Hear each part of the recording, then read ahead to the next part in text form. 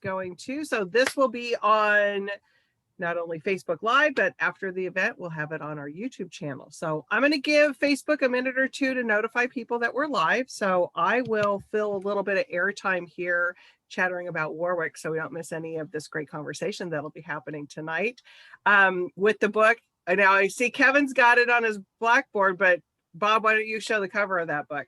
Here it is. Now Now it what? is. Real Now world what? advice for graduates. Now what? That's what we'll be talking about tonight. So just a little bit about Warwick's. I'm assuming most people are joining us here in San Diego, but for those that maybe are not and are joining us from somewhere else, Warwick's is located in La Jolla, San Diego, California. We are actually going to be celebrating our 125th anniversary this year. Wow. So a little sign there since 1890. Thank you. 1896. Great. Yeah, Nancy's great-great-grandfather started this, and she is, so it's a woman-owned business now. We've been in, he brought it here in the 30s, and so we've been in La Jolla since that time, and actually in the building that we're at right now since the 50s. So we're kind of a legacy here in San Diego. We've been around the block, and one of the things that we're known for is doing things like this, is bringing wonderful authors to the community and raising up those voices. So if you're in the San Diego La Jolla area, we are open right now. So since the shutdown, we've been open since May. So we've pretty much been doing all the mass social distancing. So there's nothing better than coming to the store and browsing books. And we have a whole other side that's got great pens and fine leather and jewelry and all kinds of stuff. So it's a great way to spend the day. Kevin, you're coming to us from Coronado. Great place to go is La Jolla too, if you want to come have lunch and spend some time shopping at Warwick's. I love Warwick's. I've been there many times. Great books. I love Warwick's too, and having a independent bookstore is like a very precious thing in this day and age. It really is. I mean, I had a historical novelist that was on with us, and I told her we were celebrating our 125th anniversary, and she said, think about the things that Warwick's has sustained, and that, 2 world wars, 2 pandemics, and numerous, like just the history that's gone on. We were laughing one time about it, that Nancy was looking, because we're celebrating, we're looking at things, and I'll get the show going in a second, but this little tidbit, everybody's always, oh, books are, with the ebooks coming out, oh, books are going to go away, oh, this and that. She found an article from our buyer from the 30s that they were worried about television ruining book sales. So we've survived TV, we've survived, speaking of radio, we were talking about in the green room. So yeah. I think books are here to stay. Yeah. So I think I've given Facebook enough time to let people know that we're here. If you're watching us right now, ways for you to participate is in the comment section of Facebook. I'm going to be putting Bob's book in there. You can easily click on that and order it from Warwick's. We can ship it to you. Or like I said, if you're in the area and you want to stop by when it's ready, you can come and pick it up from the store. Also in that comment section, Bob and Kevin are going to talk for about 35-ish minutes, something like that. But if you have any questions, go ahead and put those in the comment section too. And I'll bring those into them after their conversation. We won't be bringing those in live, but we'll get to your questions after they're done chatting. So with that, let me introduce you to these 2 gentlemen, and then I will turn it over to them. So Bob Visotcky, God, I'm going to say it fast, is a New Jersey native, father of 3, and highly successful startup and turnaround specialist with 40 years of experience in the radio industry, inventing and motivational speaking. Now What? Real World Advice for Graduates is a compilation of guidance he wishes he had received when he graduated from West Virginia University and attended the workforce. And with him tonight is Kevin Drolet. He is a veteran digital media strategist and writer. He has spent many years working with young people in mentorship programs. He currently works as a digital consultant and business coach for small businesses and entrepreneurs. With that, gentlemen, have a great conversation. See you in about a half hour. Thank you, Julie. Thanks, Julie. All right, Bob. Well, super excited to be here with you. Me too. Thank you for doing this, Kevin. I appreciate it. Yeah, no problem. And thanks to Warwick's and thanks, Julie. And got the book right here. It's an excellent read. And I thought I would kick it off by just asking, why'd you write it? Why'd you write the book? And what was your goal with it? Well, I've interviewed a zillion kids that just recently graduated, and I was just shocked at how unprepared they were for the real world. And myself too. My father was a politician. He was never home. My mom was a stay-at-home mom, and my grandparents. My grandfather was a carpenter, and my grandmother worked in a candy store. So I really didn't have any business people to show me the way. And I decided that, the switch happens like that when you graduate and the real world's there. You got to wash your own clothes. You got to pay for your car. You got to do all these things. And I put a lot of advice that I wish I had, that I learned the hard way, in this book. And there's a lot of chapters in the book, but they're short. I don't believe in just putting a lot of words in. I make a point, move on. So, and let me just say this, it is now what real world advice for graduates, but I'm telling you, I had people in their 50s and 60s read this book, and they enjoyed it and learned a lot too. So it's basically for everyone, but it's really good for kids that are in high school and college. And I want to go speak at these places and spread the word, because after 40 years in the radio business, I want to give back a little. And I think that that's the way to do it. So that's why I wrote it. Yeah, that's awesome. And, I've read a lot of self-help books and, mentor and work with lots of people. And I got a lot of lessons from it. And I thought it was great and really, really readable, and just really enjoy the stories. One of the things I wanted to ask you about that really resonates with me and people I talk to, and I have a junior in high school, so I talk to him about goals, right, all the Sure. time. And one of the things that stood out to me in the book is you said, write down your goals. And I wanted you to just talk about that a little bit. Why is it important to write down your goals? When I was 22 years old, I read this in I don't know, it was a webinar or a seminar or something. And this guy said, if money and resources were no object, what do you want out of this world? So I was thinking about it. And I'm like, okay, money and resources. So money's not the factor, resources not the factor. Okay, what do I want? So I wrote down, I said, I want to be a general manager of a radio station at the age of 30.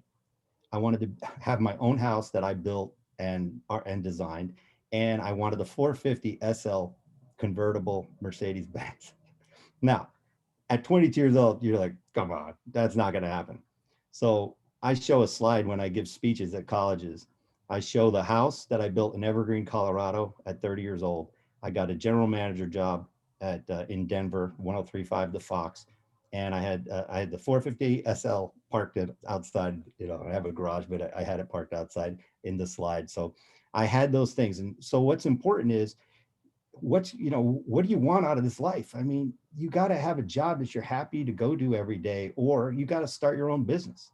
uh, I highly recommend young people today start your own business, because you work for a corporation for 20 years and then they lay you off in a pandemic, or they lay you off for some reason. Start your own thing if you can. I mean, I'm not saying it's bad to work for anybody, but if you could work for yourself and find a way, this is America, the land of opportunity. So I'd say try to do that. So when you wrote down your those three goals that you had, is that something that you would look at? Did you keep it and look at it and that piece of paper? How did that work? Okay, so I wrote a zillion things down. I just went crazy because, first of all, I wanted to get married. I wanted to have kids that were healthy. I wrote all these things down, but I did it the third week of December every year. And I would look at that list probably on a weekly basis. But then at the end of the year, I would go over it, write a new list on the third week of December for what I want the following year. Now, if I didn't achieve some of the things from the year prior, I would add that in. But you would not believe how many lists I have crossed off. And the reason I crossed them off is because it's now become a tangible. When you say, I'm going to write a book, well, did you start? Or I'm going to run a marathon, or I'm going to be a black belt in karate. You got to start. You can't talk about it. So write it down. Say, I want to be a black belt in karate, or whatever you want. Write it down, and it has a much better chance. I think it's a 72 or 82% higher possibility if you write it down, because it's in your mind and you're making it tangible. Yeah, I think I totally agree with that. I read about brain science stuff, and it's sort of like you're programming your brain, and by writing it down, it exactly becomes tangible. So I think that's a great point. I wanted to come back to, you were talking about, advice to people that maybe they'd start a business. you tell a number of stories where you talk about like making tough decisions and getting out of your comfort zone. And I thought there were some great stories there. I was wondering if you could talk about, there's a story you have about leaving Philadelphia and just decisions you made about your job. But why is this making decisions, getting out of your comfort zone? Why is that important? And one of the lessons here, and maybe what are some of the stories that can help illuminate so that for us? sorry. First of all, you're in control of your life, so you have to make tough decisions. And I always say a bad decision is better than not making a decision at all. So I was in Philadelphia. I was the general sales manager of Power 99, which was a big station in Philadelphia. I'm 29 years old. So I got a year to become a general manager in my goal. But anyway, I worked for this guy, and he was a brilliant program director, but he was a terrible people person. And we were sitting in a staff meeting, and this lady was the business manager, and her husband was the chief engineer, and he was sitting right next to her during this meeting. Well, the general manager just berated this lady like you would not believe. You wouldn't want to see this anywhere. It was just horrible. So after the meeting, I asked, "Can I shut the door? I need to talk to you." And he goes, "Yeah, what's up?" I said, "If you talk to my girlfriend or my wife like you just talked to that lady, I would beat the hell out of you." I said, "I quit. I was making $165,000 at 29 years old, and I walked out the building. And you know what? I felt good about it. So I went to the Jersey Shore. I had a house on the Jersey Shore, and I said, now what?" So true. So I had two job possibilities. One was to be a general, this is a great story. One was to be a general sales manager for KQX in Chicago, which is a big station. And the other was my life dream to be a general manager in Denver for J-Core Communications. So I'm going through the interview process. I don't have a job, and I don't recommend looking for a job without a job, but the circumstances called for that. So I the general manager from Chicago says, "Hey Bob, I need an answer by Thursday at 3:00." And this is 4th of July weekend. I got a house full of guys. We're barefoot water skiing, we're going skiing, all this stuff. I'm in a great mood, but I have to make a decision Thursday at 3:00. So I called up the president of J-Core Communications. I said, "Hey Frank, is there any way you can make a decision by 3:00 on Thursday?" He's like, "No." And I'm like, "Oof." All right, so now I got a tough decision. Do I want to be a general sales manager? They always say cat in hand better than bird in the bush, whatever. Or do I wait this out and really try to go for the general manager job? So at 3:00 comes along, and this guy, Tom Glazer, sitting across from me, and he goes, "So Bobby boy, what are you going to do? It's almost 3:00. I said, "You'll find out in about 2 minutes." Boom, I dial up my friend Mike Donovan, who was the general manager. I says, "Mike, if you need an answer at 3:00 today, it's no. I have a chance to be a general manager of a radio station. I'm going to take it." 10 minutes after 3:00, the phone rings. It's Frank Wood and the board of directors from J-Core Communications. And Frank goes, "Hey, Bob, we want to know what you told the guy from Chicago." I said, I told him no. I said, if I had an opportunity to work for J-Core Communications and be a general manager at 30 years, I'm taking that chance. He goes, "Good, you're hired." So my father always say, don't play with scared money. Scared money means you can't worry about everything. Just don't make excuses. Don't worry. Just play to win and go with your gut instincts. Your gut is that's everything. And when has your gut ever been wrong? Kevin, your gut ever been wrong?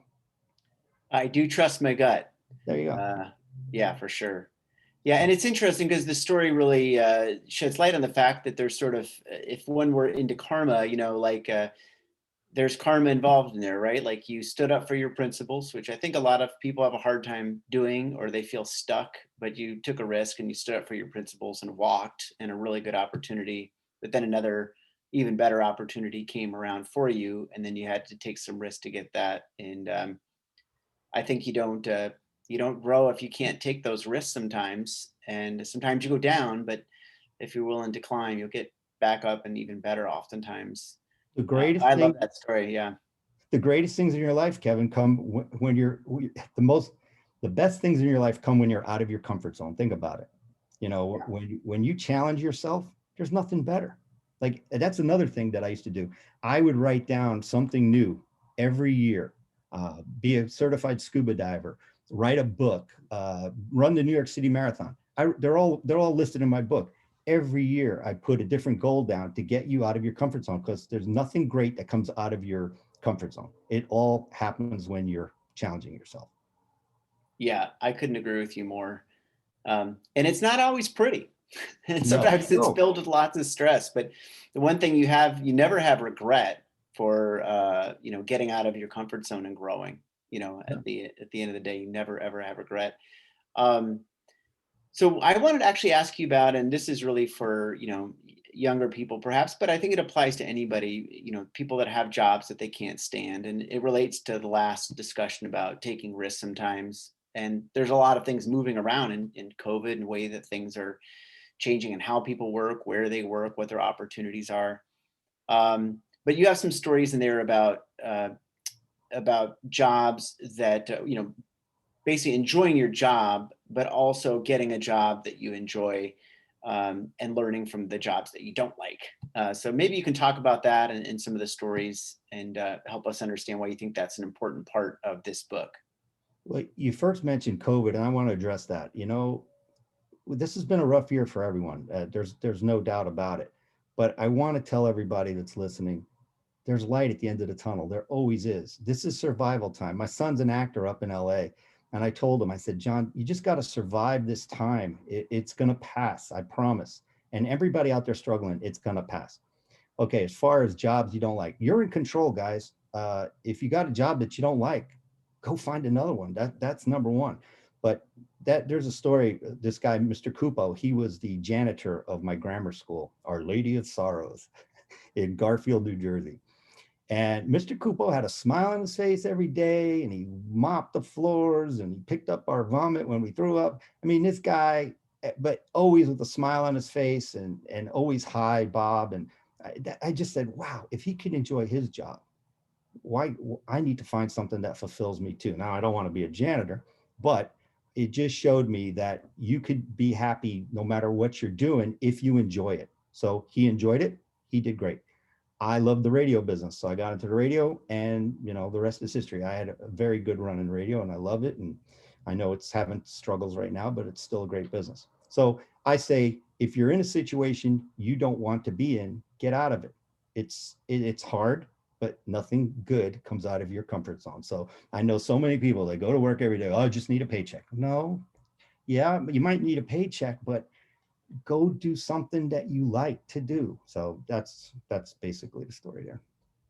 Yeah, and I couldn't agree with you more. It's funny, we worked together at a place, you and I, a while back, and I would go into the complaint zone, and there would be people that had been working at this particular company for 20 years, and that's what they did, was complain. Yeah, And they were the lesson for me is like, hey, I can either come to work and complain for the rest of my life, or I could change my life. And right. This guy, Larry Kendall, he wrote a book, Sales Ninja. And I don't, have you heard about that book? I have heard about that. Yeah. Okay. He talks about players and victims. So the first thing when I go into a radio station that's messed up, I find out where the victims are. The victims are the complainers, the people that make the excuses, all that stuff. That's cancer in any organization. You have to either fix those people or get them out of the organization, because they are polluting the rest of the building. That cancer spreads. So anybody who owns a business out there, those are the people you have to find a way out, or you have to fix them. There's just no doubt about it. And I'm telling you, in every business, people are the main ingredient. That's the nucleus of your business, not Yeah. your product, not everything else. It's the people. Go ahead. I couldn't agree with you more. So that actually leads to another story I really like in the book, and I think it's very practical for today.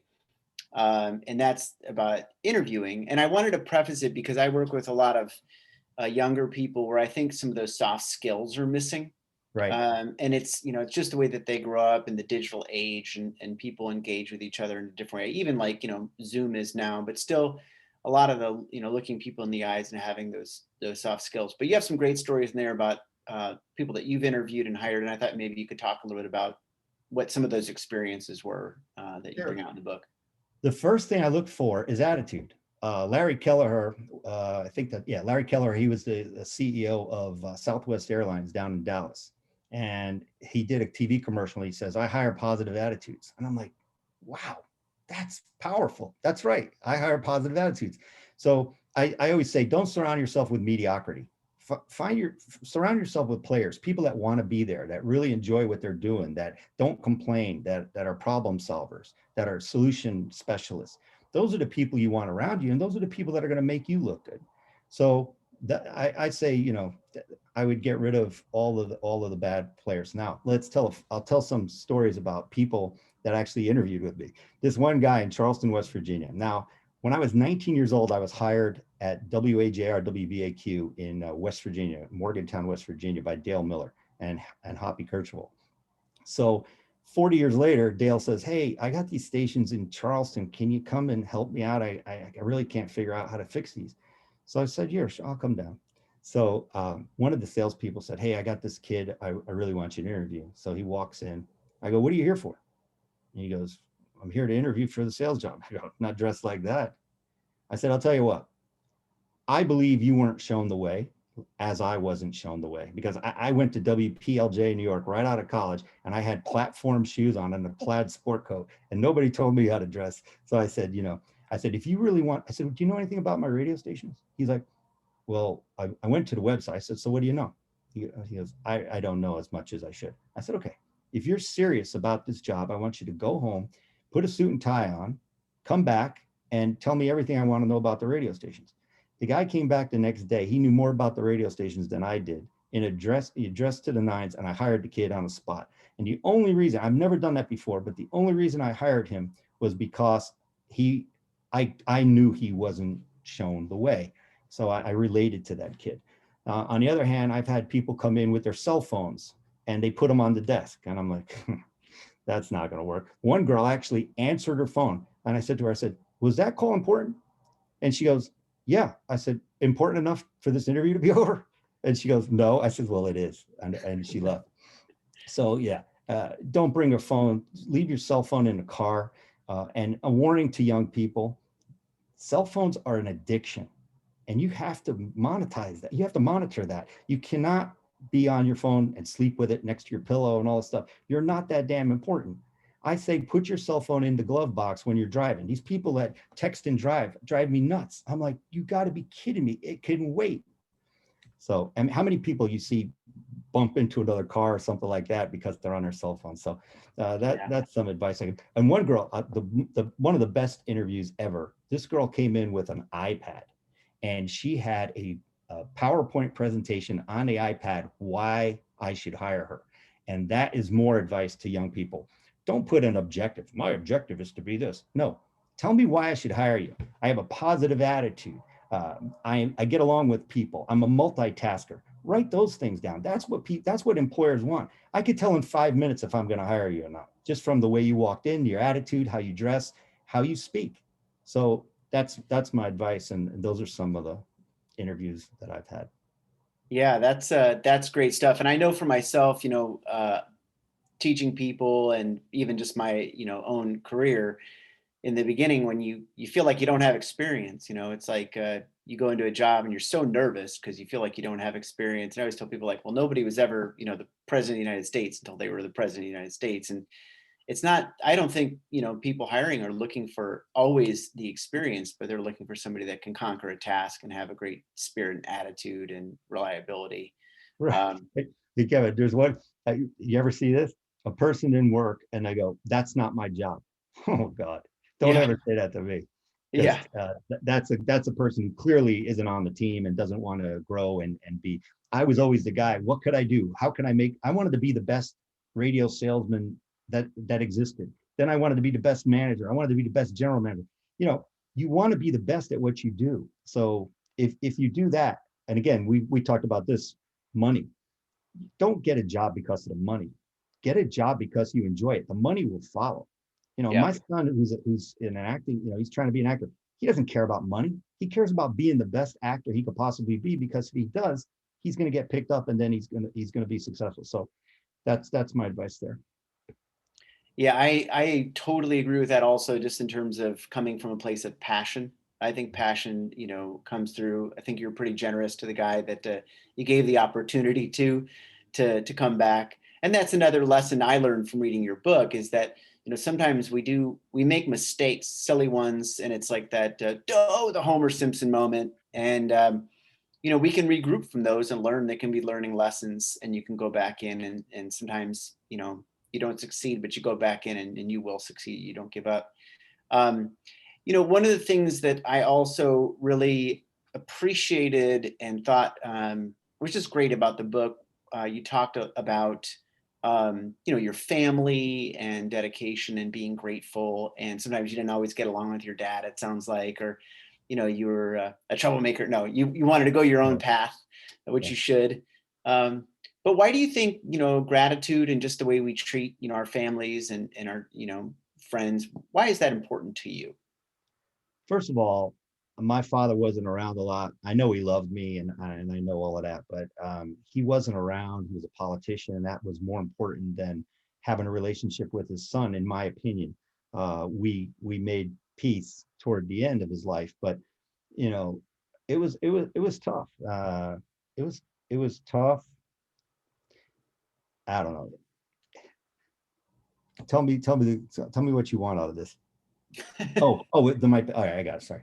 So my kids are my life. I mean, what greater? I always tell people. I think Warren Beatty said it. He said, "You don't know how great it is to have a child until you actually have one."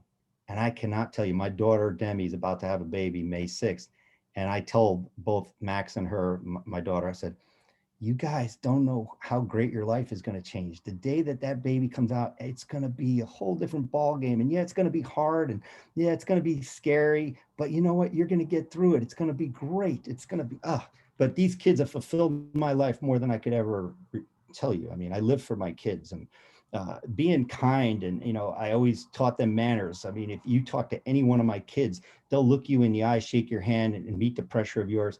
And just you go, wow, that was impressive. And I always taught them to always look in their eyes, and shake their hand, and ask them questions and stuff like that. So I'm very proud of my three children. And like I said, be kind to people. I had to yell at somebody yesterday because she sent an email to one of our employees, and it was a little nasty. And I said, what's the point in there?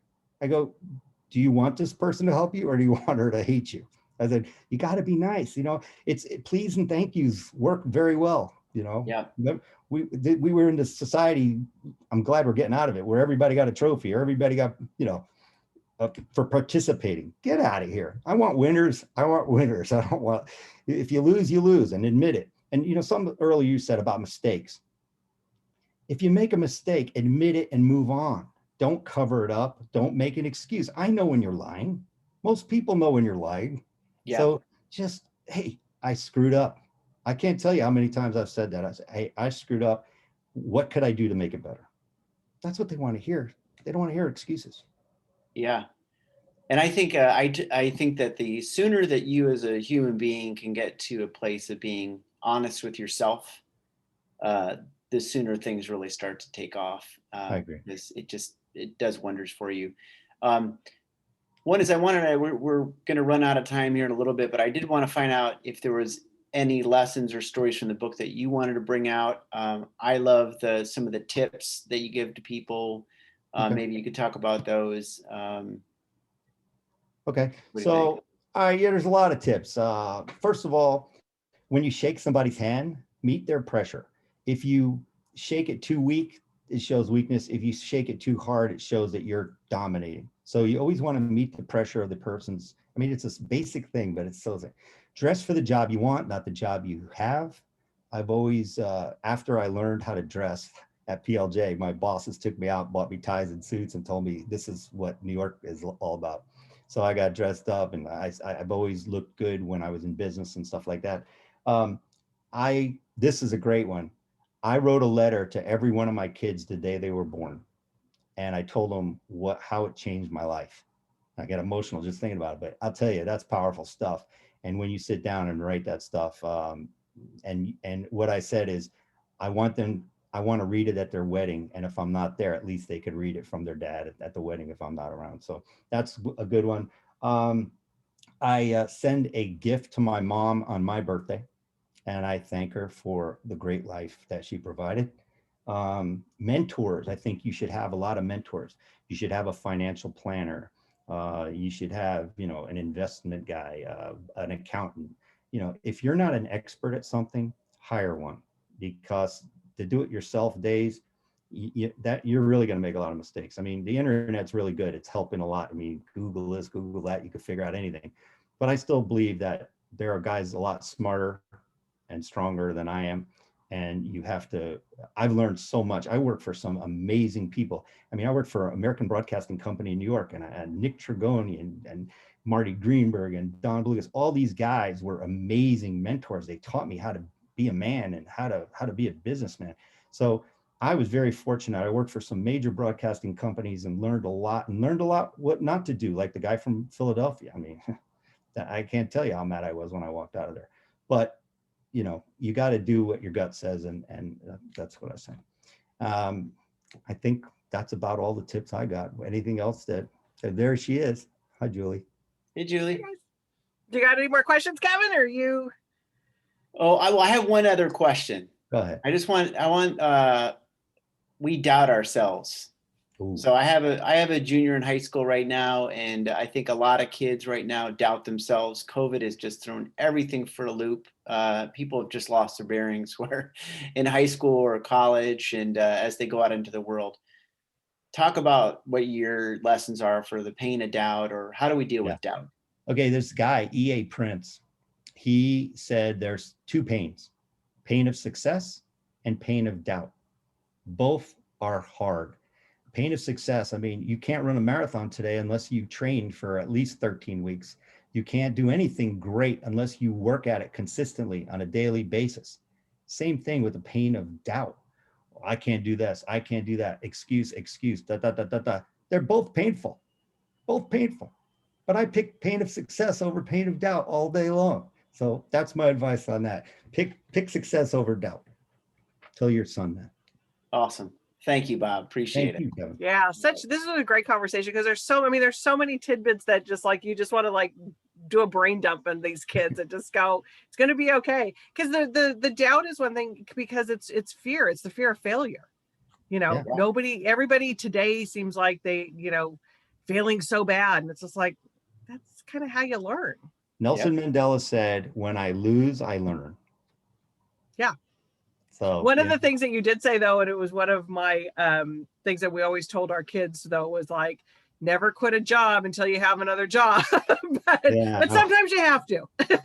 Well, that was a major screw up on his part, and I just couldn't live with it. Yeah. And the other thing too is that, and I think things were a little bit different. I'm assuming this was quite a while ago.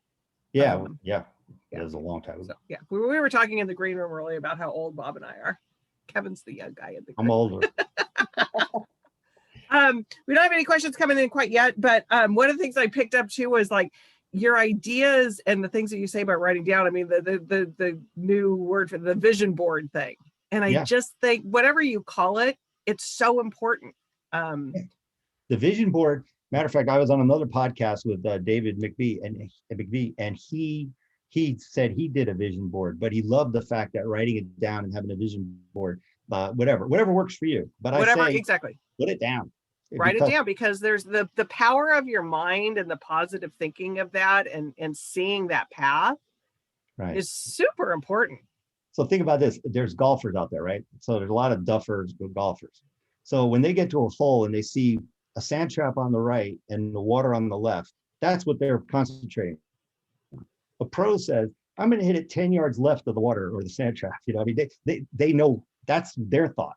So that's the success, not the doubt. Not the doubt. Exactly. We all put our doubt in. And again, never doubt yourself. Just go for it. What's the worst that could happen? Yeah. What was the old saying? They can fire you, but they can't eat you, or whatever it is. You're going to make mistakes. Embrace they can't kill you. Yeah. And mistakes. And that's the sign of, a good boss. And another thing that I picked up when you were talking about getting good mentors and people who are successful in whatever things you're not successful in. But also on the flip side, I think, Bob, that's what you're doing. Kevin, sounds like that what you're doing too, is then when you have that success, becoming a mentor yourself and taking those people under your wings, and like you're doing with Now What, it's like, tell Yeah. people, show people the way. Yeah. And again, a lot, one other thing I didn't say, be nice to your parents. Be nice to your parents. They're not going to be there all for, a long time. So enjoy them, learn from them. Your parents love you more than anybody. This is a great story. My daughter, Demi, she was in college and she got sick and she got rushed to the hospital. Now, luckily I was working in Santa Barbara, which isn't far from UCSB. So I flew to the hospital, and Demi always was like, really, my friends are so important. My friends, right? So we're in the hospital room, in the emergency room, and I look around. I go, "Your friends are less than a mile away. Where are they?" And then that's when I said, "There's nobody more special than your parents and your family. They're going to look out for you before anybody else will. So your friends are important, but your family comes first." Absolutely. And I think that that's one of those things too, that I think that there's a thing, and I know, Bob, you probably did it. I know I did it. It's like when you're in those, and Kevin, maybe you did or didn't, but it's when you're trying to establish yourself as your own person, you want to break away from your family. You don't want, you want that. It's not so much rebellion, because I never considered myself a rebellious person, but you just kind of have that breakaway for a little bit. And it's kind of in those college years, but they all seem to come back around, though. At about 25, my daughters at about 25, all of a sudden were like, "Oh, mom's not so bad after all." You're exactly right. Same, like I said, I've been very lucky. My kids have been really good, but yeah, there's times when they challenge you and stuff like that. I know they challenged their mom, Right. but I don't know. They do come around at 25. There's another piece of advice. Don't even think about marriage until you're 25. 25 is I'm going 30. I'm going 30. No, but honestly, that's when you have a few years of work under your belt, you're out of college or whatever, you're on your own. And then these people are getting married 18, 19, 20 years old. Doesn't work. It just doesn't work. So 30. I thought, one of the things that in the book, also the idea of like this thing of motivating and being like a mentor and mentoring. I study martial arts, and my sensei's like constantly like wants me to teach, because it's like the river that flows in and out, and you learn by teaching. I think anybody that mentors, you learn about yourself by mentoring. But I thought Bob had a great story in the book about why you became a motivational speaker, and I just thought maybe if we have time, we do. Talk about that, what that experience was. This changed my life. This story changed my life. There's no doubt about it. My friend, who's a professor, Dean Goss, he was a professor in Palomar College, and he said, "Hey, can you speak at my class?" And I said, "Okay, yeah, I'd love to." So I come in there, and I basically was teaching them how to interview and stuff like that. So this one girl volunteers, and we do an interview. I said, "So what do you want to be?" She goes, "I want to be an actress." And about 3 minutes in, I says, "Okay, we're done." She's like, "What?" I said, "I wouldn't hire you." She's like, "Why wouldn't you hire me?" I said, "Because I didn't feel it." Now, before I even got to the classroom, Professor Goss came up to me and he said, "Hey, there's a guy in the back of the class. He always has his laptop up and he always has his headphones on. But don't let that bother you. Just that's what he does. I think he's just here for school credit or something like that." So I said, "Okay." So I'm thinking challenge, right? I'm going to get this guy. So the girl sits down. This next guy comes up. He kills it. Does the best interview. Just great. I felt it. I said, "I'd hire you in 5 minutes." So the girl that I turned away, I said, "Don't worry, I'll give you another chance." She comes up. I said, "What are you going to do?" She goes, "I'm going to do a 1-act play. It's a scene." She did this scene. She got standing ovation. The hair on my arm stood up because she took constructive criticism the right way and made it, she killed it. Guy in the back puts his laptop down, takes his earphones off, raises his hand. "Hey, Bob, is it okay if I come up to the front of the room?" I said, "Sure." I go, "Do you want to say anything?" He goes, "Yeah, I do." Everybody's in shock. Dean Goss has a tear coming out of his eye. Can't believe it, right? So the guy says, "I just want you to know this is the best class I've ever been to. I love everybody in this class. I'm sorry that I've been, disconnected, but I after today, I really love this. This is that's when I said, I want to be a motivational speaker, because if I can move those people in that room, I want to move other people all around the country. And that's why I want to go speak at colleges or high schools and show them the way. Now what? I love it. Yeah, Yeah, that's great. it is. And I think that some people don't like trust themselves to know that they have something to say that other people will respond to. And you did, and you took that. Yeah, I mean, and Dean's a great guy, and I hired him. He was my morning guy up in San Francisco, him and Aaron. So yeah, now he's a professor in college and stuff like that. So eventually too, I'd like to be a professor and speak at teach either broadcasting or entrepreneurship. I don't know if you knew about this, but I invented a nightlight for real estate signs in 2006. After I got snubbed by a lady. She promised me this listing. So I go to her house on Friday, and she goes, I already prepared like 2-hour CMA for her.